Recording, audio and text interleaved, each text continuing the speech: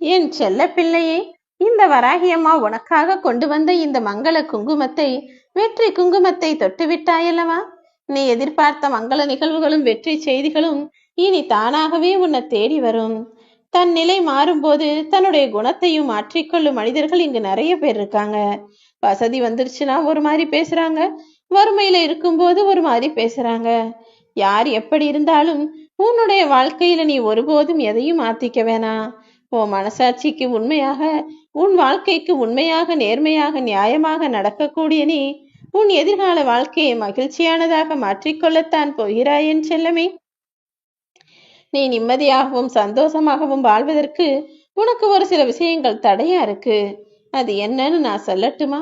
இது நடக்குமோ நடக்காதோன்ற பயமும் குழப்பமும் தயக்கமும் உனக்கான விஷயங்களை நடக்க விடாமல் தாமதப்படுத்துதுங்கிறத புரிஞ்சுக்கோ.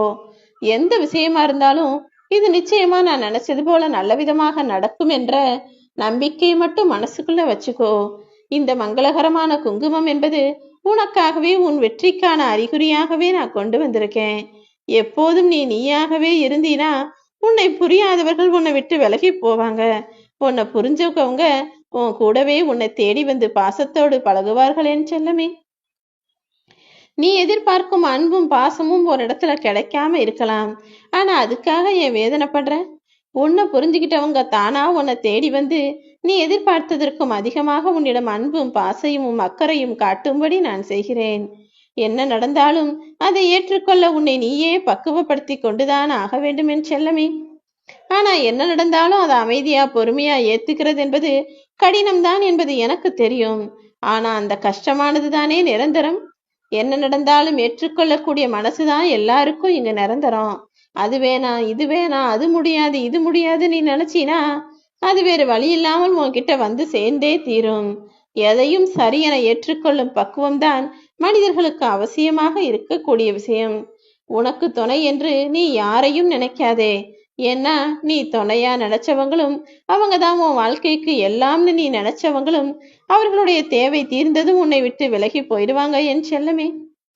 அவர்களுக்கான தேவை எப்போது உன்னிடம் முடிந்து போகிறதோ அப்போதே சற்றும் யோசிக்காமல் உன்னை துச்சமாய் நினைச்சு தூக்கி போட்ட பிறகு நீ ஒரு உண்மையை புரிஞ்சுக்குவ. வாழ்நாள் முழுவதும் உனக்கு துணை நீ மட்டும்தான் என்று. அப்படி கஷ்டப்பட்டு பட்டு தெரிஞ்சுக்கிறதுக்கு பதிலாக உன் வாழ்க்கை முதல்லையே உண்மைகளை புரிந்து நடந்துகள். உனக்கு பக்கபலமா இருக்க வேண்டிய உறவுகள் எல்லாம் உன்னை தவறா புரிஞ்சுக்கிட்டு உன்னிடமிருந்து பிரிஞ்சு போறாங்கன்னா அதை நினைச்சு நீயே உன்னை பலவீனப்படுத்தி கொள்ளாதே என் செல்லமே. வார்த்தையாலும் செய்கையாலும் நீ மிகவும் தைரியம் உள்ள ஆளாக இருக்க வேண்டும். உன்னுடைய செயல்களும் மிக துணிவானதாக இருக்க வேண்டும். நீ பேசக்கூடிய பேச்சுக்களிலும் தைரியமும் துணிவும் ஓங்கி நிற்க வேண்டும். அப்படி மட்டும் நீ உன் வாழ்க்கையை ஆரம்பிச்சிட்டினா, வாழ்க்கையை வாழ ஆரம்பிச்சிட்டினா உன்னுடைய வாழ்க்கையை யாராலும் தாக்கவும் முடியாது, உன்னை தோற்கடிக்கவும் முடியாது. செய்யும் குற்றத்திற்கெல்லாம் மனிதர்களுக்கு உடனுக்குடனே தண்டனை கிடைக்காதனால தானே தெய்வம் என்கிற ஒன்று இருப்பதையே மறந்துட்டு ஆளாளுக்கு ஆட்டம் போடுறாங்க. ஆனா ஒன்னு புரிஞ்சுக்கோ என் செல்லமே, செய்யும் தவறுக்கான தண்டனை மனிதர்களுக்கு இப்போ கிடைக்கலனா கூடிய சீக்கிரம் மிக கடுமையான தண்டனை அவர்களுக்கு தயாராகிக்கிட்டு இருக்குன்னு உண்மை. தர்ம வழியில் செல்லாமல் அதர்ம வழியில் சென்று உண்மைக்கு புறம்பாக பொய்யாக பேசி சம்பாதித்து மற்றவர்களை ஏமாற்றி தான் சந்தோஷமாய் வாழக்கூடிய மனிதர்கள் எல்லாருமே கூடிய சீக்கிரம் எண்ணற்ற சங்கடங்களை சந்திக்கத்தான் போகிறார்கள். நீ உனக்கான பாதையில தர்ம வழியில நேர்மையாக வாழு. எல்லாத்தையும் உனக்கான நல்லதாக நான் முடிச்சு கொடுக்கிறேன். அளவுக்கு அதிகமாக அன்பு செலுத்தக்கூடிய விஷயமெல்லாம் முதல்ல நல்லா ரசிக்கும்படியா இருக்கும். அன்பா இருக்காங்க, பாசமா பேசுறாங்கன்னு முதலில் ரசித்தாலும் கடைசியில் அதுவே தொல்லையாகி இறுதியில் உதாசீனப்படுத்தப்படும் என் செல்லமே. அன்போ பாசமோ எதுவா இருந்தாலும் அளவோடு இருந்தால்தான் நல்லது. அன்பானவர்களுக்காக நீ இறங்கி போறதும் தவறு கிடையாது. உன்னுடைய அன்பை புரியாத மனிதர்களிடமிருந்து நீ விலகி போவதும் தவறு கிடையாது. பல நேரங்கள்ல நீ படிச்சதின் மூலமாக கற்றுக்கொண்டக்கூடிய விஷயங்களை காட்டிலும் ஒரு சிலர் நடிச்சு நடிச்சு உன் வாழ்க்கையை கத்து கொடுத்தாங்களே, அந்த பாடம் தானே சிறப்பா இருக்கு. மனிதர்களில் பல உறவுகள் எப்போதுமே உண்மையாகவும் அன்பாகவும் பாசமாகவும் இருப்பது போல நடிப்பதில் வல்லவர்களாக இருக்கிறார்கள். யார் உண்மை யார் நடிப்பு என்பதை பார்த்து பழகி புரிந்து நடந்துக்கோ என் செல்லமே. கடந்த காலத்தை பத்தி யோசிச்சினா அது எப்போதும் உனக்கு கவலைகளை மட்டும்தான் தரும். எதிர்காலத்தை பத்தி யோசிச்சினா அது எப்போதும் உனக்கு பயத்தை மட்டும்தான் உருவாக்கும். கடந்த காலமும் வேணாம், எதிர்காலமும் வேணாம்னு இந்த நொடியை மட்டும் நீ அனுபவிச்சு வாழ ஆரம்பிச்சினா அது நிச்சயமாக உனக்கு இன்பத்தை தரும். நாளைக்கு நல்ல பொழுதா விடியும்ன்ற நம்பிக்கையில் தானே எல்லா மனிதர்களும் உறங்கப் போகிறார்கள். நீயும் உனக்கான விஷயம் நல்லபடியாய் முடியும் என நம்பு. நாளை விடியலில் உனக்கான முடிவை சந்தோஷமாக நான் கொடுப்பேன்.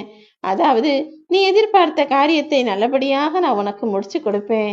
நம்பிக்கையோடு தூங்கு. எல்லாவற்றையும் நான் உனக்கு சாதகமாக மாற்றி அமைப்பேன். ஒருவரை தண்டிக்க விரும்பினால் அவர்களுக்கு மன்னிப்பை கொடுத்து விடு என் செல்லமே. ஏன்னா ஒருவர் தவறு செஞ்சார்னு தெரிஞ்சு நீ அவரை தண்டிச்சா அவர் சில சமயங்கள்ல திருந்துவாரு. சில சமயங்கள்ல அவர் மனசுல கோபம் இருக்கும். சில சமயத்துல உன்னை பழி வாங்கியே தீரணுன்ற வெறி அதிகமாகும். ஆனா அதுக்கு பதிலா ஒருவர் தவறு செஞ்சார்னு தெரிஞ்சும் நீ அவரை மன்னிச்சிட்டீன்னா அதை விட அதிகபட்ச தண்டனைன்னு எதுவுமே இருக்காது. அவர் அதை மனசுல யோசிச்சே மீண்டும் அந்த தவறையும் செய்ய மாட்டார். உனக்கும் மிக உயரிய பதவியை மனசுக்குள்ள கொடுத்து வச்சிருப்பாரு. நீ ஒரு விஷயத்த மட்டும் ஞாபகத்துல வச்சுக்கோ என் செல்லமே.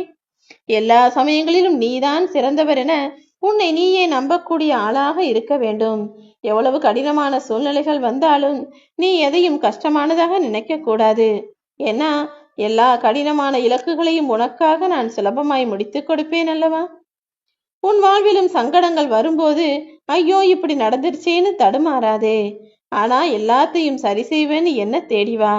சந்தர்ப்பங்கள் மாறும்போதும் ஐயோ என் வாழ்க்கை இப்படி ஆயிடுச்சேன்னு நீ தடுமாறி போகவோ அல்லது தவறான வழியில் போகவோ யோசிக்க கூடாது.